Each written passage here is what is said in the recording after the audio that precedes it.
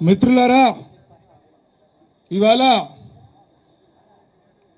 రాజ్యాంగ రక్షణ కోసం ఒక దీక్ష గాంధీ భవన్లో చేయాల్సిన పరిస్థితి ఏర్పడింది. అంటే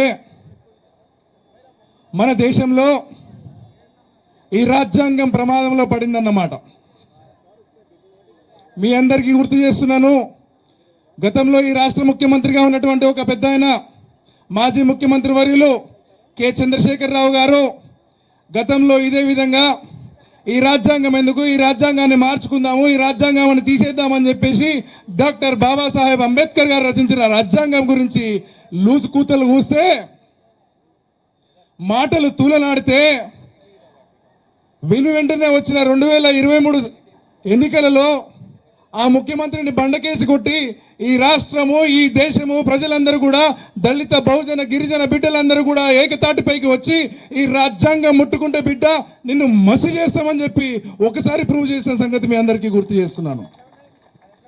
మరి ఇవాళ అదే మార్గంలో భారతీయ జనతా పార్టీ జాతీయవాద ముసుగులో ఇవాళ రాజ్యాంగాన్ని ప్రజాస్వామ్యానికి తూట్లు పడే విధంగా వాళ్ళు చేస్తున్న ప్రయత్నాలను తిప్పికొట్టవలసిన అవసరం మరొకసారి ఏర్పడిన విషయాన్ని మీ అందరికీ గుర్తు చేస్తున్నా.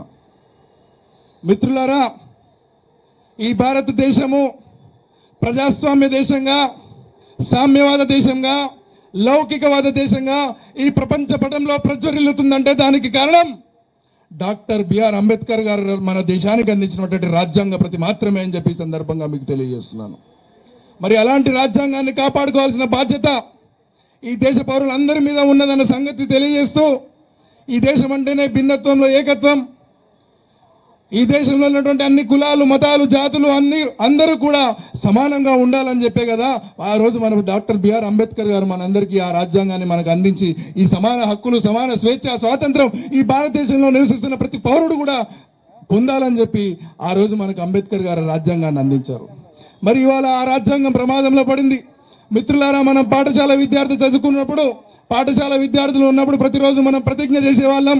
ఆ ప్రతిజ్ఞ ఏమని చేసేవాళ్ళం అంటే, నేను నా దేశాన్ని ప్రేమిస్తున్నాను. మీకు గుర్తుండే ఉంటుంది ఈ ప్రతిజ్ఞ. ఆ ప్రతిజ్ఞలో భాగంగా సుసంపన్నమైన నా భారతదేశ వారసత్వ సంపదను కాపాడుకునే బాధ్యత కూడా నేను తీసుకుంటాను అని చెప్పి ఆ రోజు మనం ప్రతిజ్ఞ చేశాము. సుసంపన్నమైన భారతదేశ సంపదలో ఈ రాజ్యాంగం కూడా ఒక భాగం అని చెప్పి మీ అందరికీ గుర్తు చేస్తున్నాను. మరి ఇవాళ ఆ రాజ్యాంగం జోలికి వచ్చిన వాళ్ళని కానీ, ప్రజాస్వామ్యం జోలికి వచ్చిన వాళ్ళని కానీ కులాల వారిగా, మతాల వారిగా, అనేక వర్ణాల వారిగా విభజించి మన మీద జులుం చెలాయించే వాళ్ళని కూడా మనం గద్దె దింపాల్సిన అవసరాన్ని, బాధ్యతను ఈ సందర్భంగా మీ అందరికీ గుర్తు చేస్తున్నాను. మిత్రులారా, ఈ రాష్ట్రంలో కానీ, ఈ దేశంలో కానీ మనమందరం కూడా కలిసికట్టుగా ఉన్నామన్నా కానీ, కలిసి ఉన్నామన్నా కానీ, భిన్నత్వంలో ఏకత్వం అనే ఒక ఆ సెంటెన్స్ని మనం ఏ రోజు కూడా నిలబెట్టుకుంటూ వచ్చామంటే దానికి కారణము, దానికి స్ఫూర్తి డాక్టర్ బిఆర్ అంబేద్కర్ గారు ఇచ్చిన రాజ్యాంగమే అని చెప్పి తెలియజేసుకుంటూ, ఆ రాజ్యాంగాన్ని కాపాడుకునే బాధ్యత మన భారతదేశ పౌరుడిగా ప్రతి ఒక్కరి మీద ఉంది అని చెప్పి తెలియజేసుకుంటూ, రాబోయే సార్వత్రిక ఎన్నికలలో ఈ భారతదేశం మొత్తం కూడా, భారతదేశంలో ఉన్న ప్రతి పౌరుడు కూడా కాంగ్రెస్ పార్టీని గెలిపించి ఈ ప్రజాస్వామ్యాన్ని, ఈ యొక్క రాజ్యాంగాన్ని కాపాడుకోవాల్సిన బాధ్యతను మీ అందరికీ గుర్తు చేస్తూ, ఖచ్చితంగా ఈ పోరాటంలో మా మిత్రుడు సోదరుడు ప్రీతం గారు చేస్తున్న పోరాటంలో ఖచ్చితంగా బీసీలందరం కూడా కట్టుబడి ఉంటాము.